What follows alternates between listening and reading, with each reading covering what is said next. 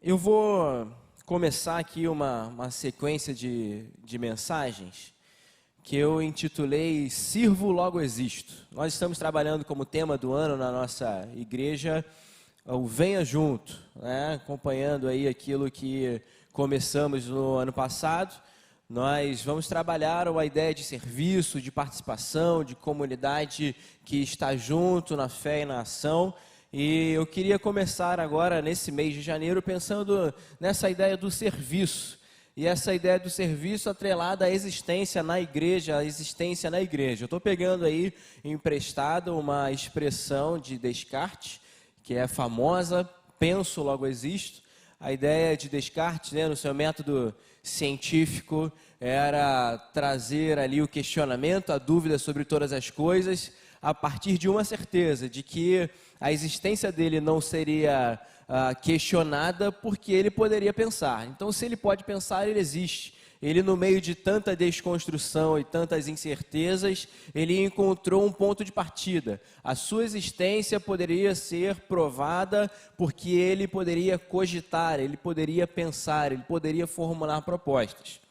Nós estamos num tempo de desconstrução ou de reconstrução. O mundo mudou, a sociedade mudou, as coisas mudaram e, naturalmente, a igreja que faz parte da sociedade mudou também, passa pelas suas transformações, tanto transformações físicas, transformações culturais, transformações de relacionamentos, propostas novas de ministério e, por vezes, nós nos sentimos deslocados. E eu queria trazer como proposta, como pressuposto, como ponto de partida, como um local seguro para você reencontrar a sua fé, um local seguro ou uma forma de você encontrar ali o início da sua caminhada de fé, o início da sua reconstrução de fé, o serviço como esse lugar em que eu encontro um firmamento, em que eu encontro um pontapé inicial para assim reencontrar aquilo que Deus tem como proposta na minha vida e como proposta na vida da nossa igreja. Nós temos um pouco de receio de mudanças, mas nós temos hoje uma sociedade que muda pelo menos a cada 5 anos. Isso considerando só avanços tecnológicos. Nós passamos por mudanças, nós estamos passando por mudanças bruscas nas nossas casas, nós vivemos um contexto completamente diferente e por vezes nós tendemos a olhar como ponto de partida o passado. O meu ponto de partida seguro é o passado e eu vivo a vida olhando no retrovisor. Eu não consigo tocar minha vida para frente, eu não consigo ter novos sonhos, eu só tenho como propostas de vida e propostas seguras e experiências seguras com Deus, com a igreja, com os irmãos, naquilo que eu olho para trás, porque olhar para frente é tão difícil, olhar para frente é tão novo, as propostas são tão diferentes, as músicas mudaram, as pessoas mudaram, as circunstâncias mudaram, o bairro mudou, os locais mudaram, a segurança mudou. E por isso eu queria que a gente encontrasse um lugar, um ponto de partida, eu queria que a gente entendesse de Deus para nosso coração, uma forma de reconstruirmos essas certezas. Assim também nós temos como peculiaridade nossa, ou da nossa geração, a ideia de que precisamos de novidade. Queremos partir de um ponto de vista, de um ponto inicial de mudarmos. Encontrarmos a primeira igreja de parede preta por aí, as primeiras sensações, as primeiras church, os novos encontros, as novas formatações de igreja como ponto de partida. E veja, olhar para o passado ou olhar para o novo, nunca leva em consideração a vontade de Deus como ponto inicial. É sempre uma perspectiva humana, é sempre uma formatação humana, é sempre colocando a expectativa naquilo que é cultural, naquilo que é tradicional ou naquilo que é inovação, mas nunca no firme fundamento. Tomar atitudes ou trocar de igreja ou buscar novas experiências por conta do passado ou por conta da inovação, na verdade, eu considero apenas traços humanos. Mas quando eu olho para a palavra, quando eu olho para os princípios eternos e eu começo a reconstruir a minha fé a partir desses, é muito mais fácil eu encontrar êxito, é muito mais fácil eu encontrar um local seguro. E eu queria começar essa série de mensagens a partir de uma parábola. Eu vou ler com vocês Mateus capítulo 25, a partir do versículo 14. Mateus 25, a partir do 14, você vai poder ler aí comigo, com a projeção. Está escrito assim: e também será como um homem, ele está falando a respeito do reino de Deus, será como um homem que ao sair de viagem chamou seus servos e confiou-lhe os seus bens. A um deu, volta por favor, senão não, isso. A um deu 5 talentos, a outros 2 e a outro 1, a cada um de acordo com a sua capacidade. Em seguida partiu de viagem. O que havia recebido 5 talentos saiu imediatamente, aplicou-os e ganhou mais 5. Também o que tinha 2 talentos ganhou mais 2. Mas o que tinha recebido 1 talento saiu, cavou um buraco no chão e escondeu o dinheiro do seu senhor. Depois de muito tempo, o senhor daqueles servos voltou e acertou conta com eles. O que tinha recebido 5 talentos trouxe os 5 e disse: o senhor me confiou 5 talentos. Veja, eu ganhei mais 5. O senhor respondeu: muito bem, servo bom e fiel. Você foi fiel no pouco e eu o porei sobre muito. Venha e participe da alegria do seu senhor. Veio também o que tinha recebido 2 talentos e disse: o senhor me confiou 2 talentos. Veja, eu ganhei mais 2. O senhor respondeu: muito bem, servo bom e fiel.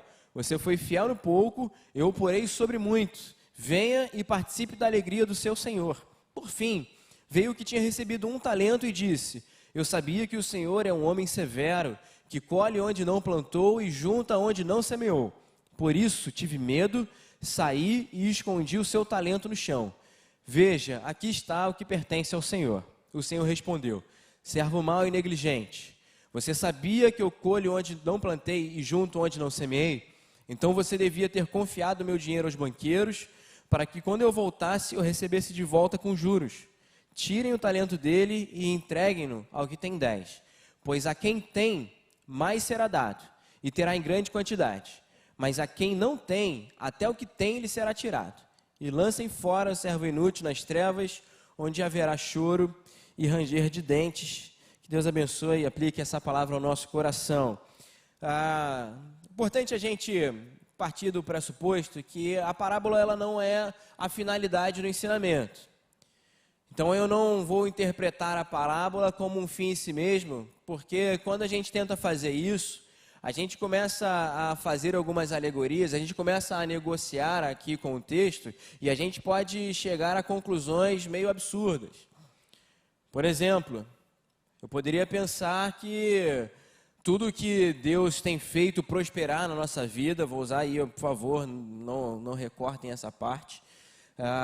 Tudo que Deus nos dá e prospera na nossa vida, na verdade, nós precisamos devolver para Ele. E por isso, se Deus deu a condição de você ter um carro, você tem que dar esse carro, e tem que dar a sua casa, e tem que entregar tudo que é seu. E é assim que o pessoal vai tirando aí proveito da fé das pessoas e vai deturpando o texto bíblico. Na verdade, a parábola ela é uma explicação de uma verdade, ela é uma ilustração que Jesus faz com algo conhecido, com um fator conhecido, e por isso eu não preciso ficar olhando para o texto bíblico e tentar entender o que pode significar o talento, o que pode significar algo no texto, mas eu tenho que entender a verdade eterna que está por trás dessa parábola, e é o que eu queria propor para a gente hoje. Jesus está aqui numa sequência de 3 parábolas, essa é a terceira parábola, em que ele está falando sobre o final dos tempos, ele está falando sobre a realidade do reino de Deus, a partir de uma pergunta dos discípulos, né? Quando essas coisas hão de acontecer? Jesus havia passado na frente do templo e os discípulos haviam ficado estarrecidos com a beleza do templo, e Jesus diz para eles: olha só, não fiquem aí contemplando esse templo, não fiquem assustados com a beleza do templo, porque eu posso dizer que esse templo aí vai passar, não vai ficar pedra sobre pedra, e esse momento, essa beleza toda vai ser destruída. E aí os discípulos começam com uma conversa sobre o final dos tempos.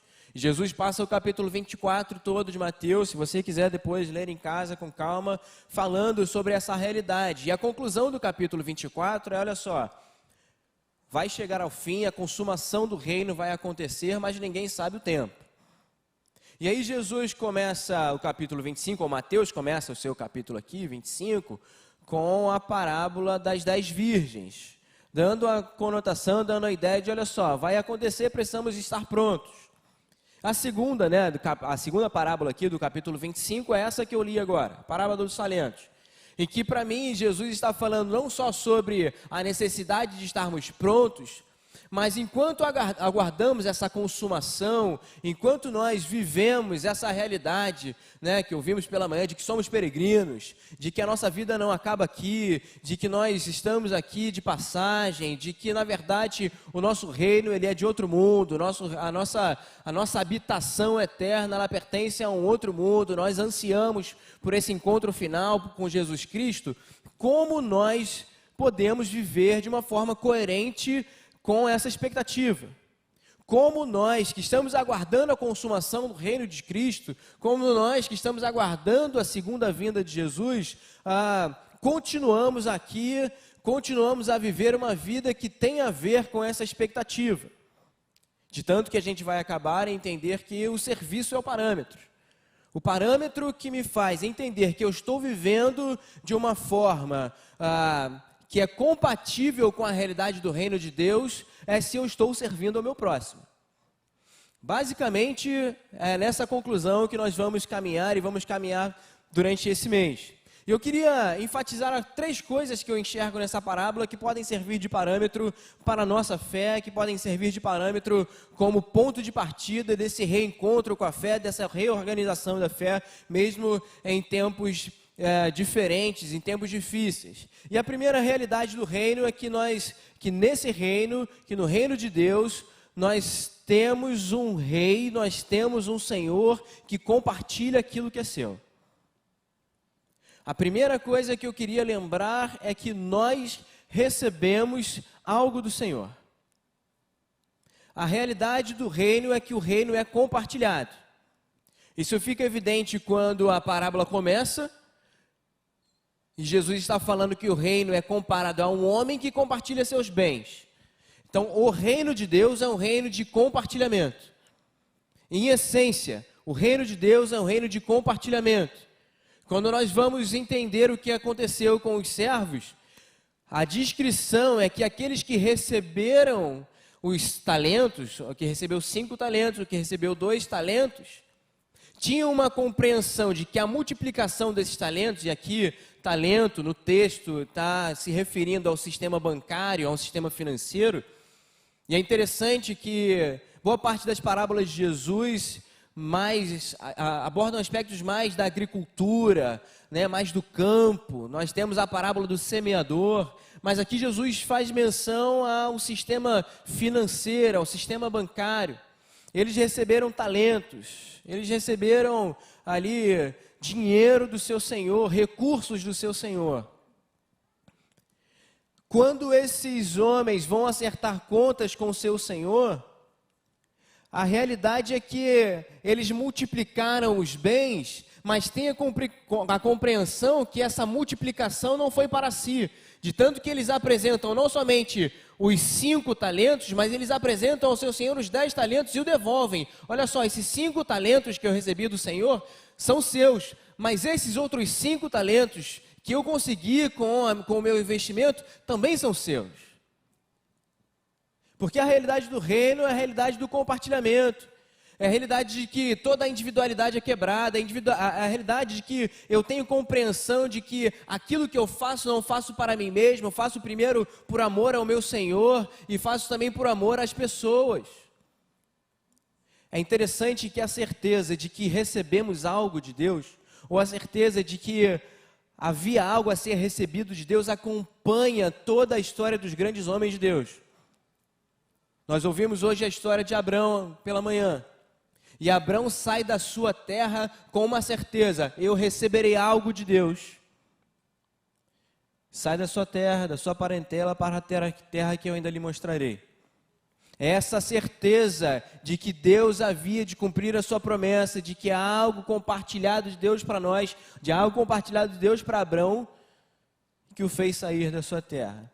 A certeza que Moisés tinha ao subir para falar com o faraó era de que era necessário que o povo de Israel fosse liberto do Egito, porque ele precisava ser parte, ele seria parte do cumprimento dessa promessa a Abraão, de que o povo de Israel precisaria caminhar para a terra prometida. Esse era o tempo do povo de Israel receber aquilo que Deus havia prometido.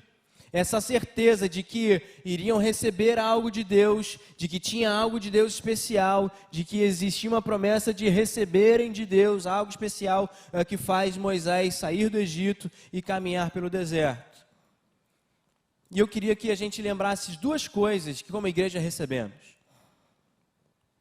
A primeira coisa que recebemos, e eu lembro do texto de 2 Coríntios capítulo 5, quando Paulo está dizendo, olha só, aquele que está em Cristo é nova criatura, todas as coisas são feitas novas. E Paulo completa esse texto dizendo, olha só, mas todas essas coisas foram feitas por Deus, por Jesus, que nos reconciliou com Deus e nos comissionou o ministério da reconciliação. Nós recebemos um propósito essencial. Nós recebemos de Deus uma proposta de vida. Nós recebemos de Deus algo específico para que como igreja vivêssemos. E eu queria traduzir esse ministério da reconciliação, eu queria traduzir essa ideia de amor ao próximo com uma expressão que talvez fique mais fácil para você gravar para a sua semana. Deus nos chamou para levar pessoas a sério. Deus chamou a igreja para levar pessoas a sério. Nós vivemos um tempo em que pessoas são número, em que pessoas são recursos, em que pessoas prestam para algo e depois são descartadas. Nós vivemos num tempo em que pessoas são descartáveis. E a grande forma que podemos viver contra a nossa cultura é não tratar pessoas como descartáveis. É olhar para as pessoas e levá-las a sério. E levar as pessoas, os seus problemas, as suas dificuldades, as suas alegrias, as suas ansiedades, as suas necessidades a sério. Todo o nosso chamado de venha junto, todo o nosso chamado de participação no ministério, toda a nossa dedicação em fazer um culto, em prestar um culto, em ter um culto transmitido, em ter ministérios estruturados, tem a ver com uma coisa: nós, a partir do chamado de Deus, levamos pessoas a sério. Nós queremos ver pessoas reconciliadas com Deus, e isso significa cuidar delas integralmente. E é por isso que nós temos na nossa igreja pré-vestibular, curso de alfabetização, curso de elétrica, nós temos curso, e as pessoas às vezes falam, isso tem a ver com o reino? Tem a ver com o reino, porque nós levamos pessoas a sério. Nós queremos famílias estruturadas, nós queremos pessoas livres para seguirem a sua vida, aprendendo a ler, aprendendo a escrever, fazendo cursos, tendo acesso à educação, tendo acesso à saúde, tendo acesso à comida. E isso faz parte da nossa vida. E é por isso que nós falamos que quando nós entregamos nossos dízimos e ofertas, nós estamos levando pessoas a sério. Quando nós participamos dos ministérios, quando nós nos disponibilizamos com o nosso tempo, o que nós estamos fazendo é isso. Nós levamos pessoas a sério. Mas muito além de levar pessoas a sério, e nós podemos olhar para a nossa realidade e falar, poxa, é tão difícil mudar a realidade, por exemplo, da Praça Seca. Um lugar que acabou sendo invadido ou desestabilizado pela violência. Quais são as nossas possibilidades diante de tamanhas complexidades? E aí eu queria lembrar de uma segunda coisa que nós recebemos de Deus. Nós recebemos de Deus dons e talentos específicos, como Paulo fala para a igreja de Corinto no capítulo 12, para benefício da comunidade. É na comunidade dos cristãos, lá no início de Atos 2, que a partir da nova compreensão de vida, de uma vida dedicada na doutrina dos apóstolos, uma vida dedicada à vontade de Deus, de uma vida desapegada ali aos seus bens, que Deus acrescentava a cada dia os que iam sendo salvos, e a cada dia os que iam sendo salvos iam tendo essa compreensão de que nada lhes faltava, porque tudo lhes era compartilhado pela igreja. O ponto de partida para você se reencontrar com a sua fé é esse. Olha, Deus me deu um comissionamento, Deus tem um comissionamento na minha vida. Eu não sei se você vai se sentir mais próximo de Deus na parede preta, com luzes piscando. E, gente, nada contra, de vez em quando a gente faz isso com os adolescentes, faz parte da geração. Mas não é isso o principal. E essa é uma segunda característica que eu vejo nesse texto. Quando nós olhamos, quando o texto enfoca no servo que tinha um talento e enterrou esse talento, algo fica muito claro na realidade do reino. Quando nós olhamos para a realidade do reino, nós não decidimos segundo os nossos sentimentos. E se tem algo que é contracultural hoje, é decidir contra os nossos sentimentos.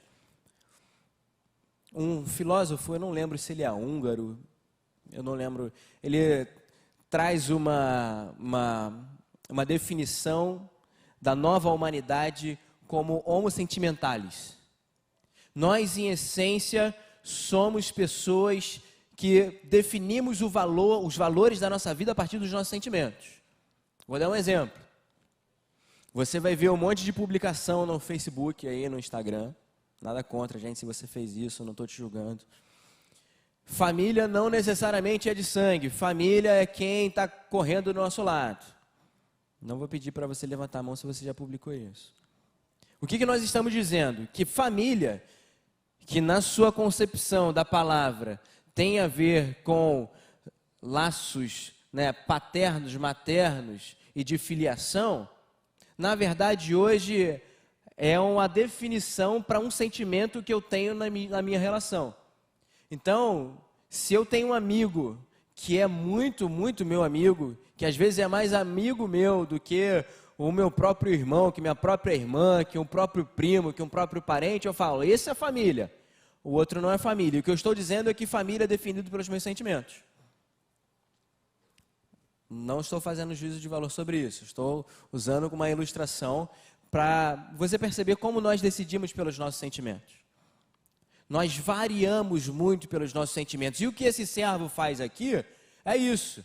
Ele tem uma compreensão de quem é o seu Senhor, ele tem uma compreensão de quem esse que compartilhou o talento é, e ele diz, olha só, eu tive medo.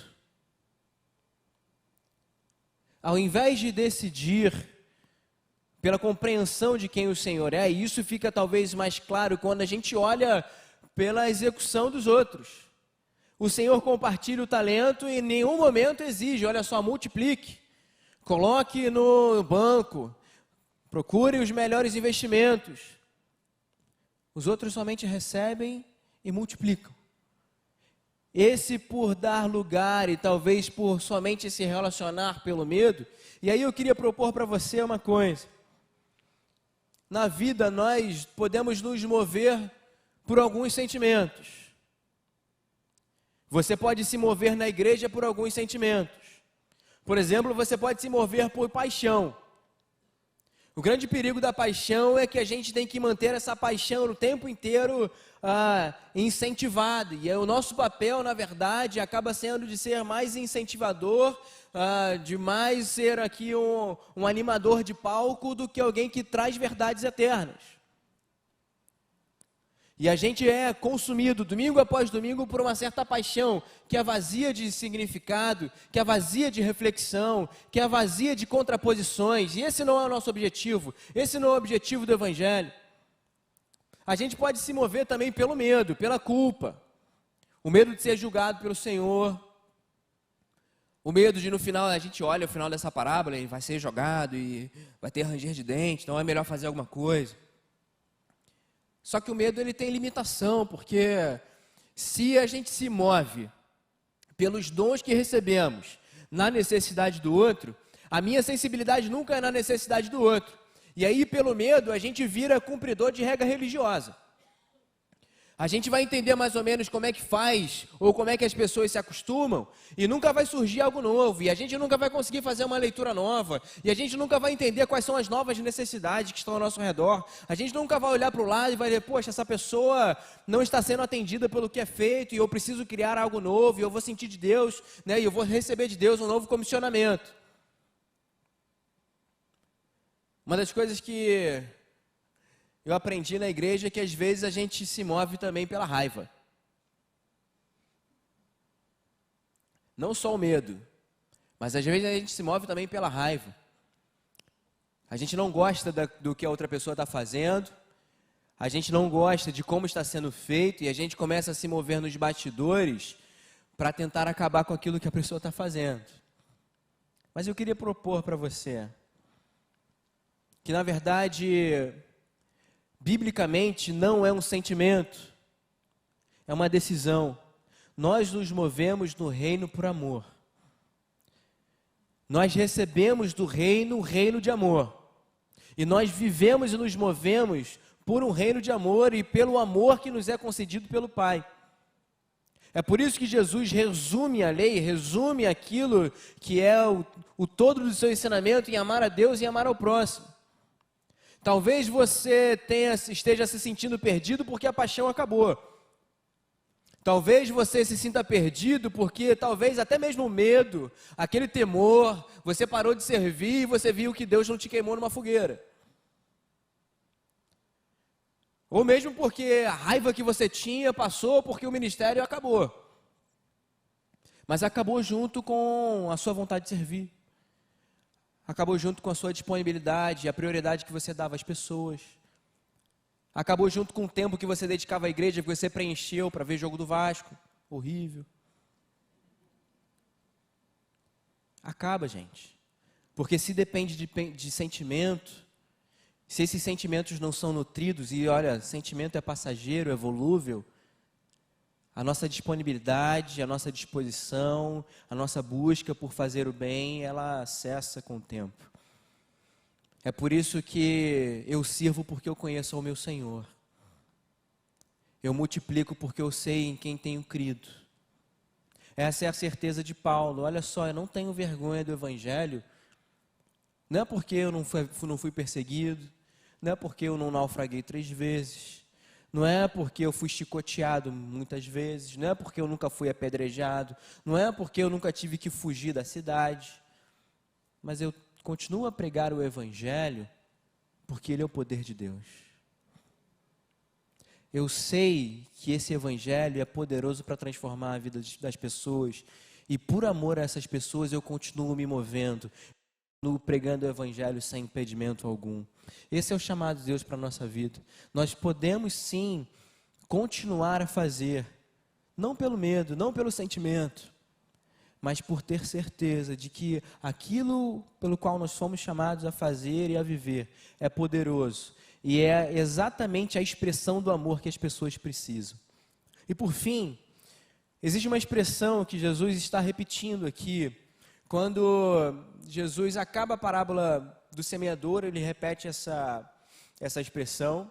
Quando Lucas faz aqui a menção dessa parábola, só que de uma outra forma, no seu evangelho, ele usa a mesma expressão, a expressão final lá, de que a quem tem, mais será dado, mas a quem não tem, mesmo aquilo que não tem, ele será tirado. E qual é a ideia? A ideia que Jesus está passando aqui é que no reino, só tem realmente quem compartilha. Só tem realmente, só possui o reino, só possui a realidade do reino, quem está disposto a compartilhar. É por isso que quanto mais eu compartilho, mais eu recebo. É interessante que isso se repete algumas vezes na história do Evangelho sem que essa verdade seja enunciada. André, quando encontra Jesus, a primeira coisa que André faz não é achar que o Messias é para ele, mas é voltar para sua casa e chamar Pedro, porque ele havia encontrado o Messias. Quando nós olhamos novamente André diante daquela multidão faminta e ele encontra um menino, aqueles pães, aqueles poucos pães e aqueles poucos peixes que são doados pelo menino, eles são multiplicados e todos voltam para casa com os cestos cheios. Provavelmente, inclusive, esse menino que havia iniciado a conversa com apenas cinco pães e 2 peixes, mas volta para sua casa com fartura, porque essa é a realidade do reino de Deus. Quanto mais eu compartilho com as pessoas aquilo que Deus me deu, aquilo que Deus me concedeu, mais eu vejo superabundando na minha vida. Quanto mais eu vejo a graça de Deus atuando na vida das pessoas, mais eu recebo e percebo a graça de Deus na minha vida. Quanto mais eu invisto em cuidar das pessoas, mais eu percebo o cuidado de Deus na minha vida. Quanto mais eu percebo que eu dou tempo para as pessoas, mais eu vejo que há tempo de Deus na minha vida e que há uma renovação das possibilidades na minha vida. A existência no reino, ela é comprovada a partir do serviço, a partir do compartilhamento. A quem tem no reino, quem está no reino, quem entendeu o reino e compartilha, a esse muito mais será dado. Mas quem não entendeu e acha que o reino é para si, e acha que o reino é para prosperidade pessoal, e acha que os ministérios são para engrandecimento pessoal, a esses, até o pouco que tem, eles serão tirados. Porque a ideia do reino é devolver glória, é devolver honra ao nosso Senhor. Não sei como é que está a sua fé, não sei como é que está o seu senso de participação na igreja, seu senso de pertencimento à igreja, mas talvez você possa começar daí. Comece com o serviço. Talvez você ache que tenha pouco, e uma das particularidades dessa parábola é que Deus dá a cada um segundo a sua capacidade. 5, 2, 1. E eu queria terminar com uma história. Bom que o Marcelo está aí. Lá em Santa Teresa nós temos uma irmã muito preciosa. E eu estava evangelizando um casal da minha academia. Estava fazendo uma série de estudos bíblicos com eles. E eu chamava para eles estarem na nossa igreja aos domingos. E eles foram alguns domingos. E em determinado momento pararam de ir para a igreja. Pararam de seguir lá o nosso culto. E depois de uns 4, 5 meses, não sei, depois de alguns meses, eles retornaram à igreja numa programação especial. E uma irmãzinha, que trabalha em casa de família, não tem estudo, ninguém da família dela é crente, só ela é crente na casa dela, passa uma dificuldade tão grande. Uma irmãzinha que tinha o costume de cumprimentar todos os irmãos no culto, ela virou para eles e falou assim: olha só, poxa, vocês são fulano e fulana, falou o nome deles, vocês estão na igreja sem vir há tanto tempo, e eu tenho orado por vocês, tenho orado para que vocês retornassem, para que vocês estivessem com a gente. Eu estava há mais de 6, 7 meses fazendo estudo bíblico com eles, e eles entregaram a vida a Jesus, porque uma irmã cumprimentou eles e sabia o nome deles. Irmãos, não é o quanto você fala, não é o quanto eu acho que eu tenho de capacidade de compartilhamento. É se eu tenho certeza que eu recebi no reino, que eu recebi do rei, uma capacidade específica, que pode ser expressa no microfone, ou pode ser expressa na porta, pode ser expressa ao sentar no banco, pode ser expressa com um telefonema, pode ser expressa com uma recepção em casa, pode ser expressa com uma mensagem, pode ser expressa da forma que Deus colocar no seu coração. Pode ser expressa nas filmagens. A gente hoje, por exemplo, está sem gente para ficar como operador de filmagem. Mas tem gente em casa assistindo essa mensagem só por meio dessas câmeras. Nós temos tantas formas, gente, de serviço. E eu queria que você colocasse seu coração agora diante desse Senhor e falasse: Deus, o que o Senhor me deu para esse tempo? Não é sobre qual igreja, se é o estilo de culto. Isso lá no final vai fazer menos sentido ainda. Mas eu tenho certeza que se você olhar para dentro do seu coração, que se você hoje falar, Deus, o que o Senhor me deu para esse tempo, o que o Senhor quer da minha vida nesse tempo, eu quero levar pessoas a sério, eu quero compartilhar aquilo que o Senhor me deu, eu quero viver sem ter medo, eu quero viver pelo amor, e eu quero compartilhar certo de que eu recebi do Senhor. Eu sei que você vai ver utilidade na sua vida, e você vai ser usado por Deus no pouco, e Deus ainda vai te dar muito mais daquilo que será bênção na vida dos outros. Feche seus olhos. Eu queria orar por você. Queria que você falasse isso aí para Deus. Deus, eu estou me sentindo meio perdido, meio perdida, mas eu quero tomar isso como ponto de partida. Deus, o que o Senhor tem para mim? A quem o Senhor quer que eu sirva? O que o Senhor quer que eu faça? Eu quero colocar a minha vida no seu altar. Eu quero dizer, Senhor, eis-me aqui. Se você acha que essa mensagem é para você nessa noite, você tem se sentido tocado por Deus, se você acha que Deus quer te trazer para um novo tempo, eu queria que você ficasse de pé no seu lugar. Se você quer falar, Deus, eu estou aqui. Eu quero entender o que o Senhor quer para a minha vida, eu quero me colocar à disposição da igreja, eu quero me colocar à disposição do Senhor. Eu queria que você ficasse de pé no seu lugar, que eu queria orar pela sua vida. Fica de pé aí. Eu quero orar por você, eu quero colocar a sua vida no seu altar. Amém. Isso mesmo, fica de pé. Fica de pé que nós vamos ser usados pelo Senhor. Nós vamos multiplicar aquilo que Deus tem para a nossa vida. Nós vamos abençoar a vida de pessoas. Deus, eis aí essas pessoas preciosas que estão colocando suas vidas no seu altar. Tu sabes, Senhor, o momento, a hora, o local, a forma de que precisa e deve que essas pessoas se posicionem e compartilhem o seu amor. Ó Deus, eu peço ao Senhor que haja uma unção especial sobre nossas vidas, que haja uma renovação de propósitos especial na nossa vida, Pai, para que nós façamos e cumpramos o Teu ministério, Senhor, aonde quer que o Senhor nos coloque. Nos ajuda, Senhor, como igreja a Te servir. Nós existimos como igreja, chamados para fora, um corpo que vive na verdade de que Jesus é o Rei dos Reis, de que Jesus é o Messias prometido, e que vive esse poder impactando os locais onde habita. Nos ajuda, Senhor, a ser a Tua igreja nesse tempo. Essa é a nossa oração, Deus, em nome de Jesus. Amém. Amém. Vamos